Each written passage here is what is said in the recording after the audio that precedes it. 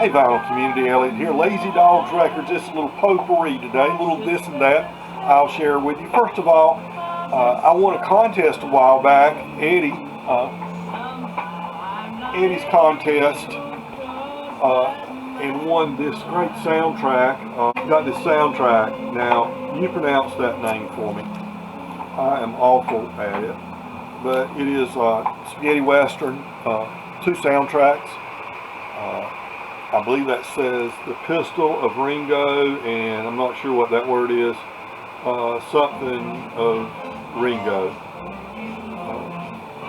And spaghetti westerns with Ringo as the star, and this is the composer that did the music for it.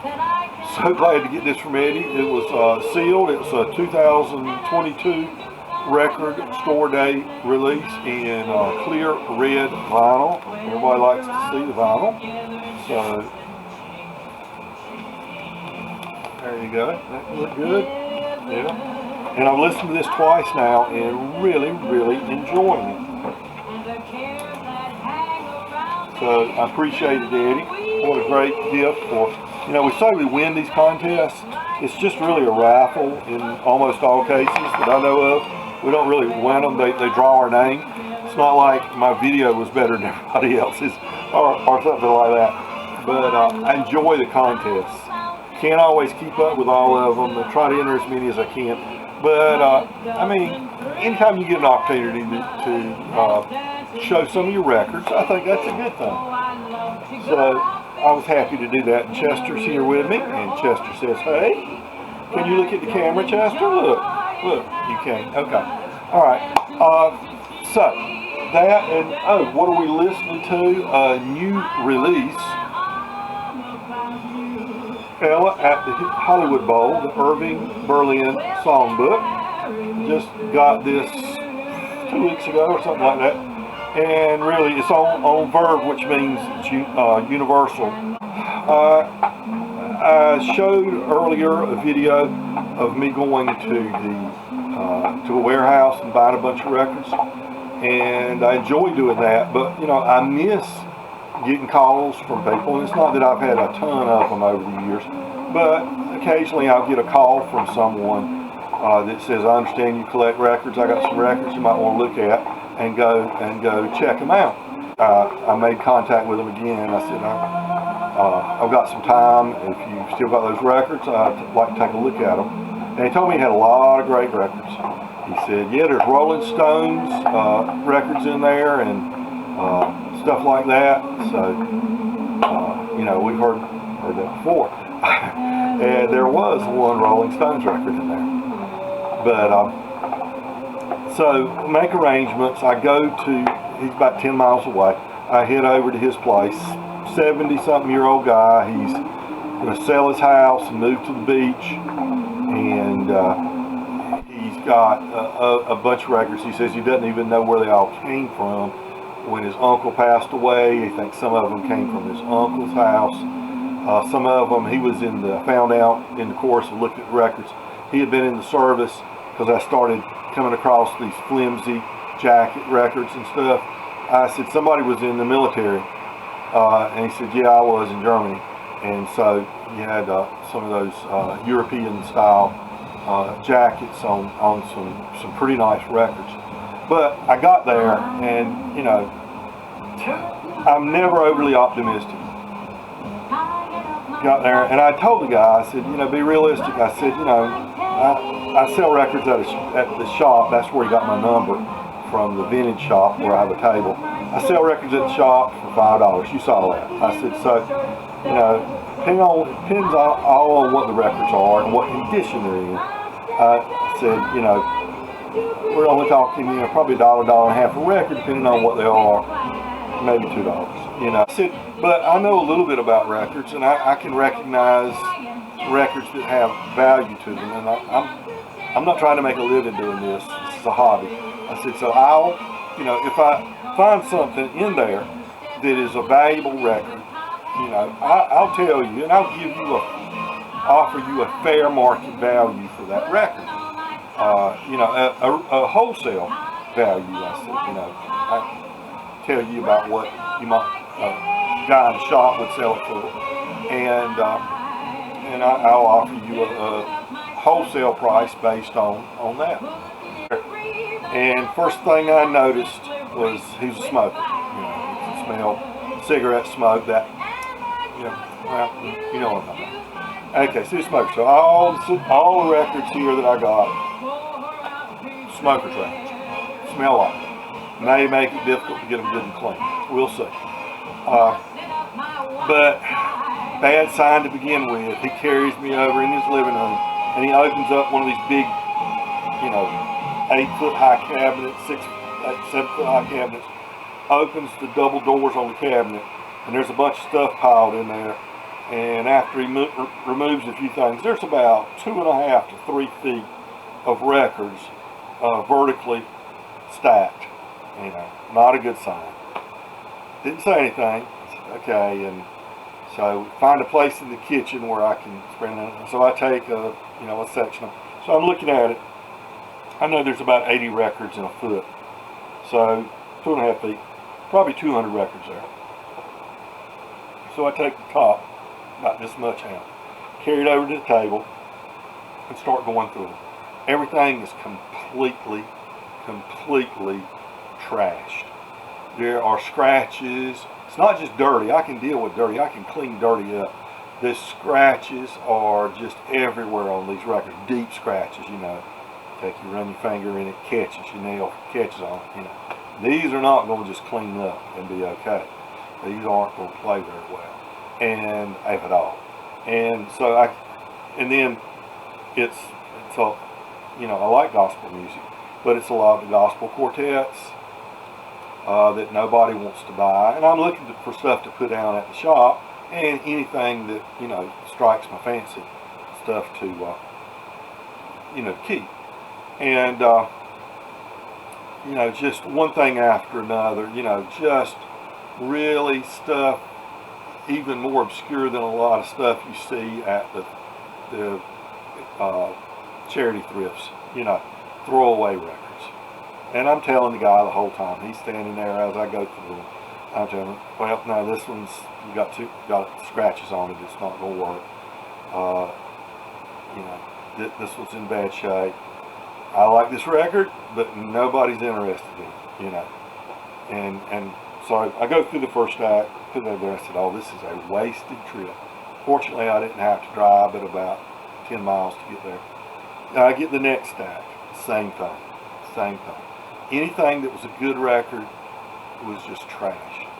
But there were first 2 or 3 stacks. I finally get down to the last foot and a half of records, and I say, luck's got to change. Pull out the next section, and I start finding stuff that I could sell at the vintage store. I start finding dollar records. Okay. Anytime I found something that was maybe more than a dollar record, I'd look at it and it was just trashed. Okay. But you know, I found, you know, a few, and I'll show you what I found here. It won't take me long. Then I start finding some really good records, but they're trashed. Stacks, original stacks, soul records, stuff like that. Trash. Then I find that Rolling Stones records he was talking about, Let It Bleed. Of course, Let It Bleeds are a dime a dozen. They're everywhere. But still, I can sell it for $5 if it's in decent shape. Trash. I end up, when all's said and done, I've got 20 records that I would consider dollar records, you know, wholesale price, dollar records. And 3 records that have some value. And I told him, I said, well, wait, okay, this one's in pretty good shape. I can clean this up, I think. This is a fairly, you know, valuable record, you know, not meaning hundreds of dollars or anything, but, you know, retail $15 maybe, $10 to $20. And I find 3 of those, and I'll show you the 3 I found. And these will be ones that if they play all right when all's said and done, I'll keep. What's going on? Marvin Gaye. See, it's still in the shrink, He paid $275 for it. That says $250 here. Got a sticker on it. So the jacket's not in great shape, but it's not awful. It's got the song list. And this, I think this may be European pressing, UK pressing. I'll have to look a little closer.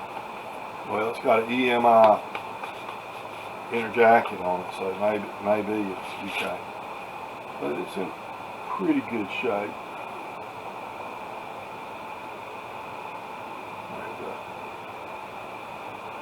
I haven't cleaned any of these at all yet.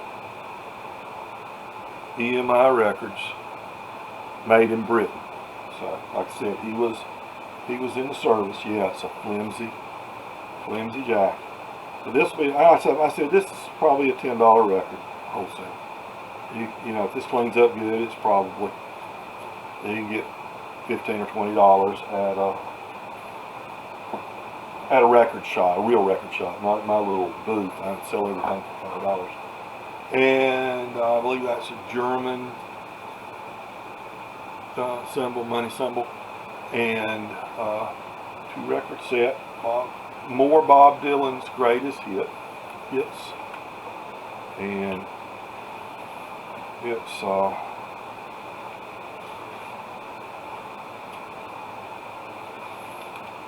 just turn one of them out here. CBS, and this is English pressing.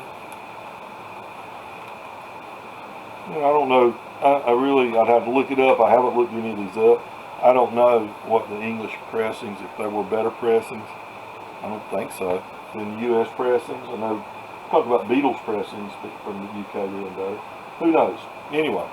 And, you know, and I told him, I said, and then the third one was Van Morrison, his band, and Street Choir. All these things he bought when he was stationed in Germany. And so this was made in Germany. And it's and so, you know, so they're 3 in good shape. And I put these aside. I said, when I told them what I give them, I said, all right, let's say $20 for these 3 together, and there's 20 more. I'll give you 20 there. So that will be 40. I said, let's just say 45. And he hemmed and hawed. And I went ahead and finally, I said, we talked about 50. And I said, all right. I said, we'll call those 3 $30, and I'll give you $1.50 for these 20. That's $60. I'll give you 60. I had 20s on me. I said, I'll give you $60 for them. And I probably gave him a little more than I should have. I don't know. And he said, all right. He sold them. And I even offered to haul off that big stack of stuff that was totally worthless for him, help him haul them outside. But he said he was going to carry them to somebody who would set them outside his shop for people to pay whatever they wanted for them, and he would get half. I don't think anybody's paying anything for those records. But other ones included Al Green, Let's Stay Together, which I'll probably keep too. Marvin Gaye's Greatest Hits, Buddy Miles, and like I say, to find these was,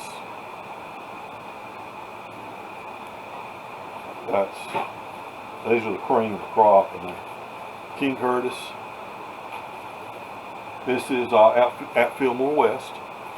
Good concert, I understand. Clarence Carter, testifying. Here's an Ike and Tina Turner, The Hunter. Most of these still have the shrink on them. And then 2 local bluegrass albums, a bluegrass band called The Country Cousins. And I always love to get these. I'll keep these for sure.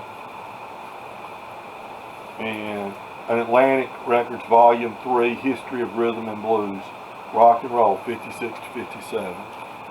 And it's got, Clyde McFadden and the Coasters and the Drifters. Usual suspects there. Okay. Now some of those I'll probably keep. And then I won't be keeping them. Jackson 5. I don't think Michael Jackson put out a good album after he left Jackson 5 himself. I know that's an unpopular opinion, but that's just the way I feel. Temptations. A George Jones. A Billy Joel. Usually can sell one of those at the shop eventually. It's not like they go off the rack immediately. Rare Earth in concert. There's the Santana album. Guess Who? Fifth Dimension. And Don McLean. I don't know why I even got that. I got 2 or 3 copies of this. I can't get anybody to buy these at the shop. Timberlake and Palmer just don't translate to today's record buyers, it seems. Brewer and Shipley. That's what I got for my little adventure. Smells like a pack of Winstons in here as a result. So $60. Tell me what you think. Did I overpay? Did I underpay? Of course, we'll know for sure once I clean them up and see. They may look like they'll clean up all right. I get them cleaned up and they still sound like they're, pouring milk on Rice Krispies or something. And let's see. Draw it to a close. The MoFi controversy. Everybody's got to weigh in on the MoFi controversy. The way I feel about the MoFi controversy, man, I don't care. I wasn't buying MoFi records anyway. They're too expensive. I'll just buy an original or repress, just a normal pressing, and be more than happy with any of those. Unless somebody wants to give me a MoFi, then I'll take it. Let's see, what else? The college football realignment. Man, what do you think? What do you think? Is the Pac, now 10, going to dissolve? Is the Big 12 going to gobble up the remnants of the ACC and the Pac-10? Is the ACC going to survive unscathed? Or are teams going to go up, find a way to break the grant of rights contract and go up to the Big 10 and down to the SEC?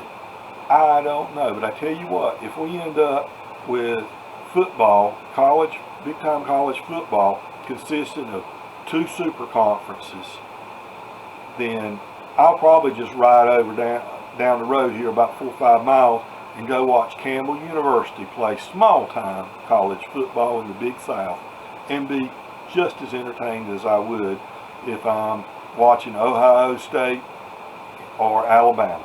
I tell you what, I think that's crazy what they're doing with college football. It's turning it into NFL-like, and I don't like the NFL. So I've weighed in on both the big controversies, the MoFi and the college realignment controversies. And so that's about as controversial as I get. I'll remind everybody, you all need to be kind to your neighbors, people. We're all neighbors, okay? Remember that. Take care.